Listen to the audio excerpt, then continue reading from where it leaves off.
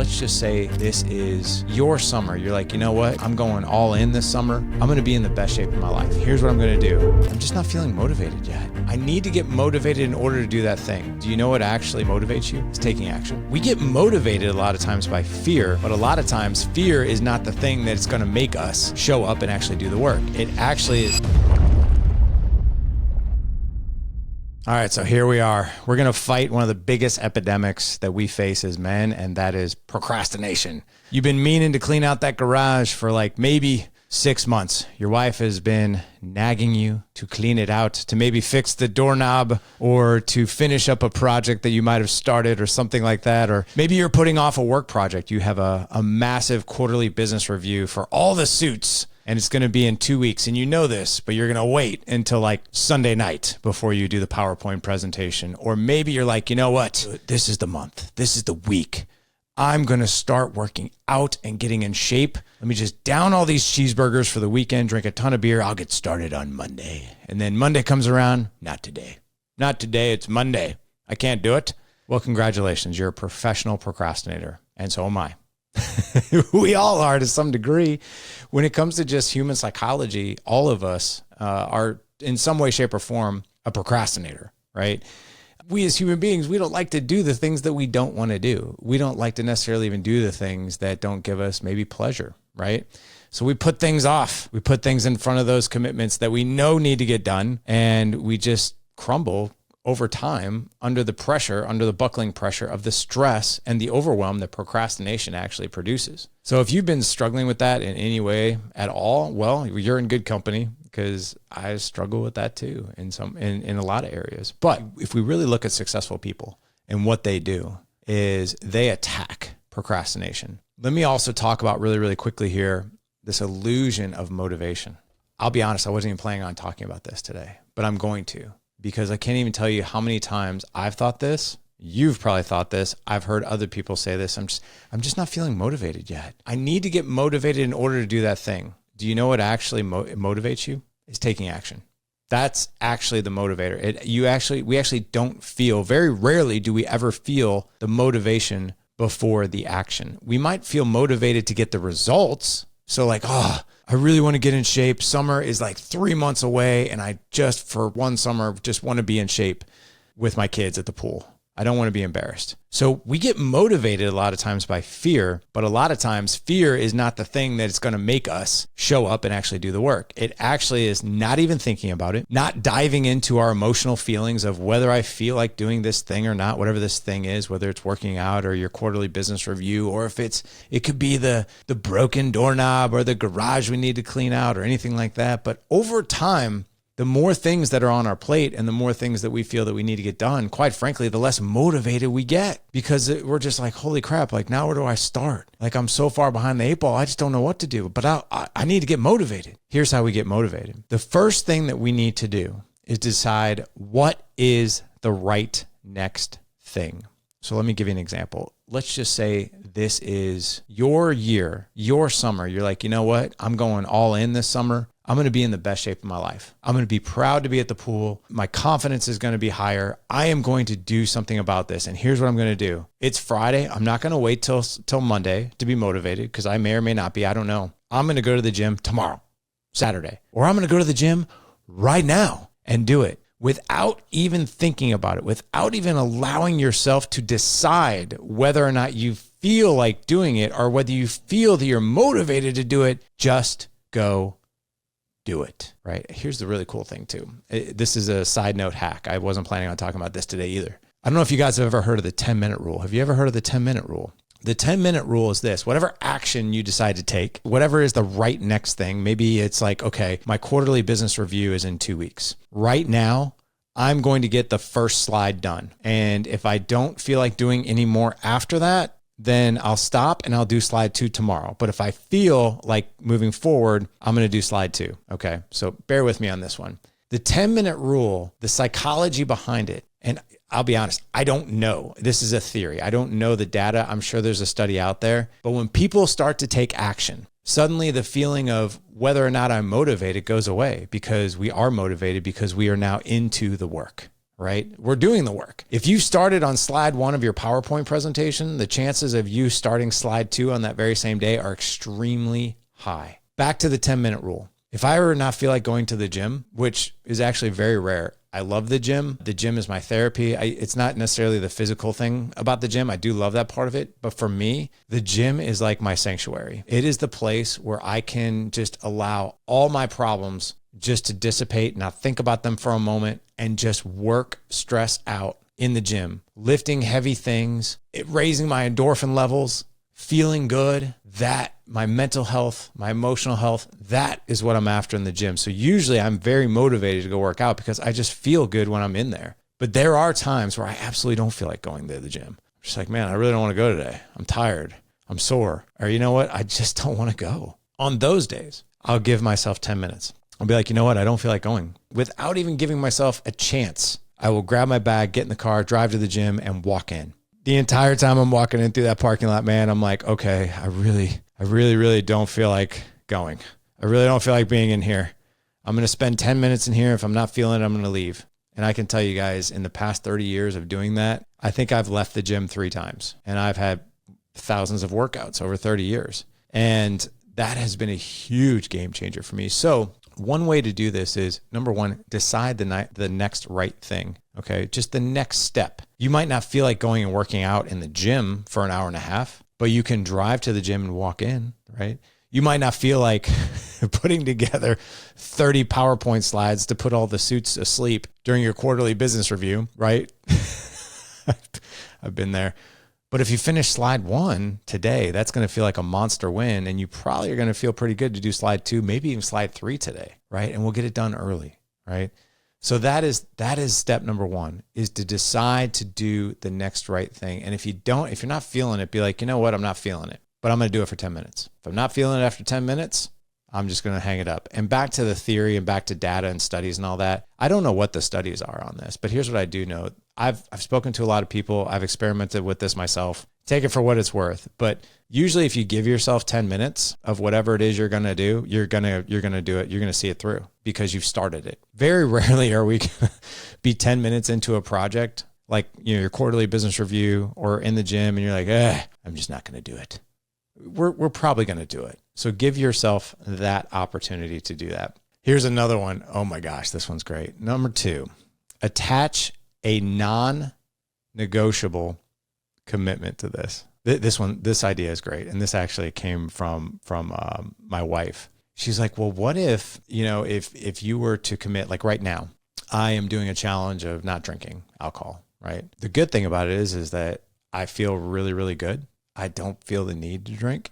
I've been tempted maybe a couple times, but I mean, I'll be honest, I don't know if I'm going back to it. However, my wife came up with the idea. She's like, how serious are you about this drinking thing? And I was like, I don't know. I was like, I'm not going to say I'm never going to go back to it. I'm not going to say that I'm not. She's like, well, what do you think about a year? You know, about a year. I was like, I could do a year. She's like, well, what if you made this fun and made this a non-negotiable goal? I'm like, what do you mean? She's like, well, you know, if you break it, you have to give all your kids $50, or you have to take us all out to dinner, or you have to take us on a weekend getaway vacation or something like that. Now, I might actually break my alcohol streak just to go on a weekend trip with my kids. But you see where I'm going with this, where you bring other people in to support a non-negotiable, and there's a bit of a punishment if you break it. There's a bit of a punishment. So your non-negotiable is public knowledge, right? Your family can know it. Your accountability group can know it. Your friends can know it. Your brother, your sister, it doesn't matter.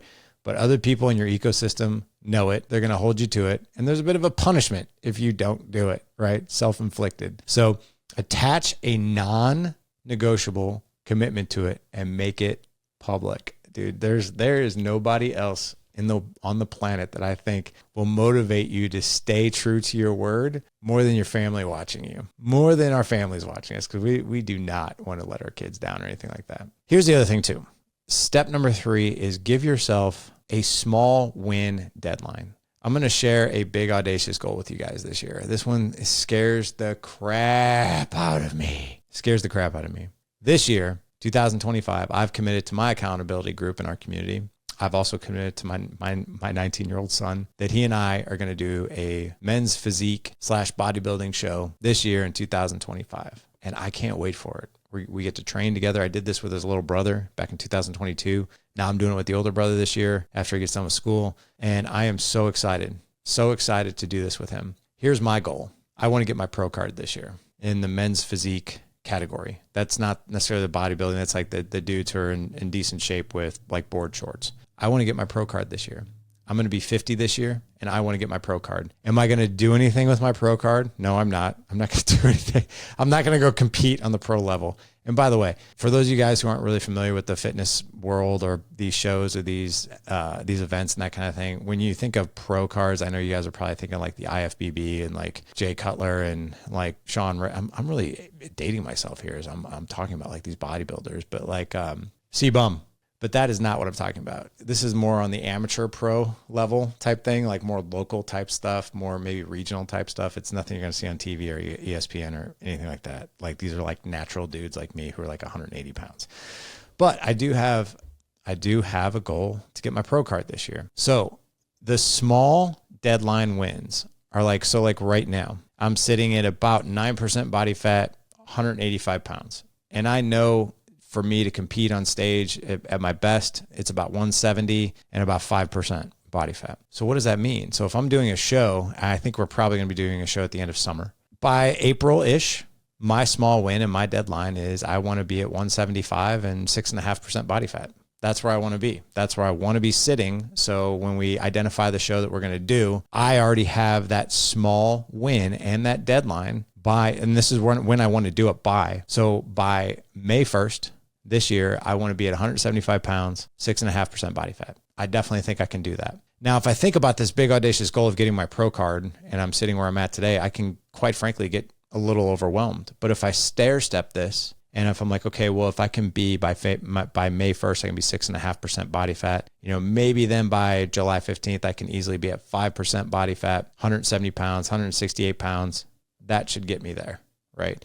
But it's identifying these small win deadlines. And that's just one small win deadline. When you're thinking about a huge audacious goal, maybe you've got 100 pounds to lose. Maybe you're starting a business. Maybe you're trying to revamp your business a bit and make it more efficient. These small wins and these small micro wins and these deadlines are key. And they literally take these huge audacious goals sometimes, or these things that feel almost unwinnable or insurmountable or overwhelming. It breaks them into bite-sized chunks, and we can do them. We can celebrate the wins. So like, for instance, if you have a quarterly business review coming up, you got 2 weeks to do your 30-slide PowerPoint presentation. That's 14 days. If you do 3 slides a day, you'll knock it out. Easy. You'll be ahead of the game. I say 3 slides a day because you want to be early with that deadline. You don't want to be finishing up a presentation like that on the day. So 3 slides a day until it's done. Then you've got your review time and you're good. But celebrate these micro wins. Be like, hey, day 1, 3 slides done. Sweet. Tomorrow I'll be at 6. Sweet. I'm at 6. Look at that. Tomorrow I'll be at 9. Boom. I'm at 9.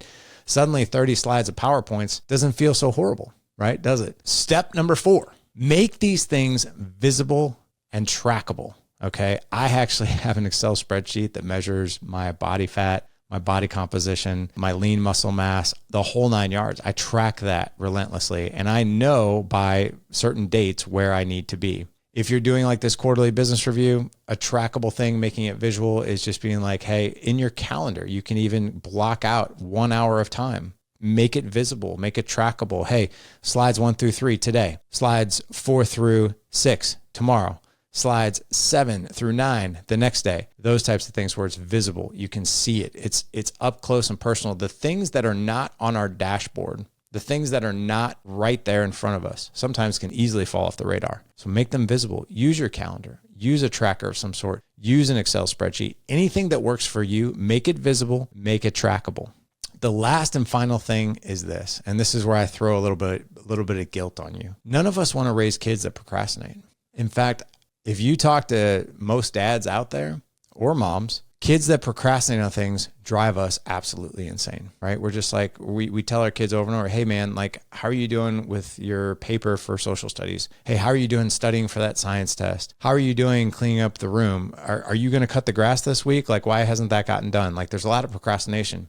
But here's where I throw a bit of a mirror in front of all of our faces. And that is and I say we, not you, we. What are we teaching them? by our own actions? What are we teaching them by how we're living our lives? If they see us procrastinating, if they see us out of shape, talking about how we want to get into shape and we're going to start soon and we never do, or we've got this going on or that going on, or they live in a house where projects are started and never finished, what are we teaching them? What are we teaching them? And guys, man, I get it, man.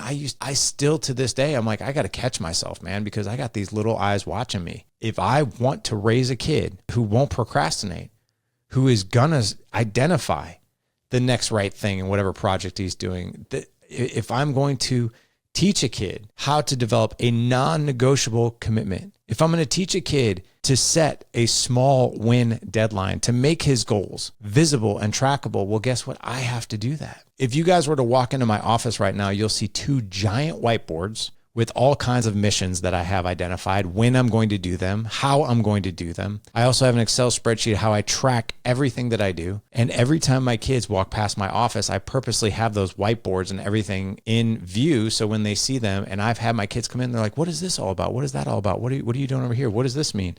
It's awesome. It's a reminder and it's an example to kind of go public with your life, with your kids, so they can see it. Plus, it's going to hold us way more to the fire. We are going to be less likely to procrastinate if that is part of how we operate, knowing that there's a little bit of guilt here. If I want to raise self-starting, motivated kids that don't procrastinate, that's exactly how I have to live my life. And if I have kids that are huge procrastinators, this is our opportunity to look in the mirror and be like, well, how am I living my life? And here's what I'll tell you. Do this without judging yourself. Do it without guilt and shame and all that BS that just throws us into another loop of not doing anything because we feel so guilty and shamed and we're just like, why even bother?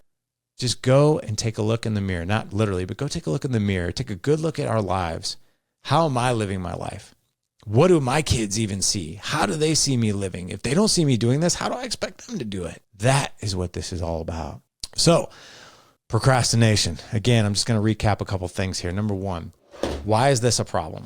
It's a problem because, quite frankly, if we put off the things that are important and meaningful to us, the things that need to get done, the things that would actually bring more fruit to our lives, well, we're not going to get it unless we're taking action. I heard Dr. Eric Thomas say this, that one day of not taking action can cause us 6 months, can cause 6 months of not getting the results that we so desperately want. One day, go search up that speech. It's phenomenal. One day can derail your goals for the next 6 months. One day can also start your next 6 months. Think about that. Where will you be with whatever it is that you have on your goal list, or whatever it is your dreams are, whatever it is that you want to go do, whatever it is that you want to accomplish? What would it be like as soon as you got done listening to today's podcast, you just went out and did it? You just went out and started. You don't have to complete it, but you started it. What would that feel like? Go do the next right thing, right?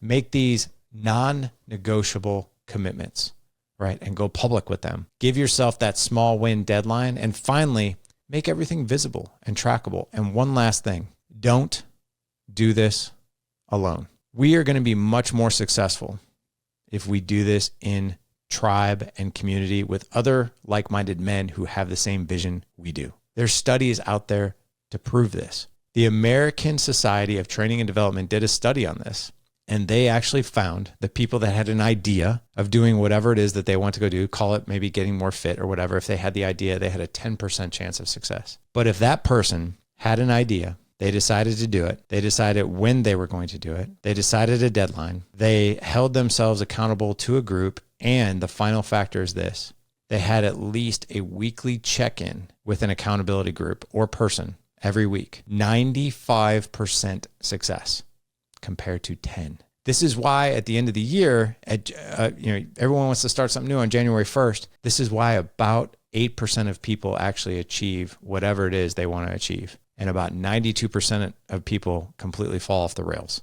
Most people don't even remember what they committed to by the end of the year. That's what we're talking about today. If you guys need community, there is no better place on the planet than R2 programs, in my opinion. Now, granted, I'm not objective, but I've been doing this now for almost a decade. I know the guys in our groups, and man, these guys are second to none. If you're a business owner, the Dad Edge Business Boardroom, that's a program that is made for you. What do we do in that group? We help men continue to grow and scale their businesses. We help them create an extraordinary marriage with better communication, connection, intimacy, and sex. And we help those men also create an unbreakable bond with their kids. Okay. In the boardroom, you have to have a full-time business, not a side hustle, a full-time business. In the alliance, this is more for our career guys. We're going to help you with marriage, communication, connection, sex, all that stuff too. We're going to help you connect better with your kids. We're even going to help you with managing your finances better. We're also going to help you be healthier, healthy mind, healthy body, healthy spirit, healthy heart, the whole 9 yards. We've been doing this now for almost a decade. And what I can tell you, man, our community is second to none. Like it really, really is. And I don't say that because it's our group. I say that because the guys who are in it are the ones who make it. This is why we have men apply. This is why we have men apply, because we want to make sure, number one, are we the right fit for you? Like, can we actually help or bring you from good to great, right? We just want to know that. And we see that in the application. We also want to make sure that you're a good fit for us. We want humble, hungry, ego-free men who have a vision and men who have a desire to lead. Not all men have that. If you have that, but you just don't have the tools, but you have the desire, well, the Alliance is a great spot for that. Gents, head on over to thedadedge.com/mastermind. If that's something you want to do, fill out an application, meet with our team. What I can promise you, you will not regret it. As I peace out of here today, live a legendary life. Don't procrastinate. Let's not wait on it. Let's not wait on it. Me and you. We have one shot at this whole thing called fatherhood and life and marriage. Let's make it the best we possibly can. Let's not agonize and live in a state of overwhelm and procrastination without taking action. Let's go out there and be savage badasses who love our family and lead our families more than anything. Love you guys. Thank you for all the support. Appreciate all the Apple reviews. Appreciate you. Go out, live legendary. Take care.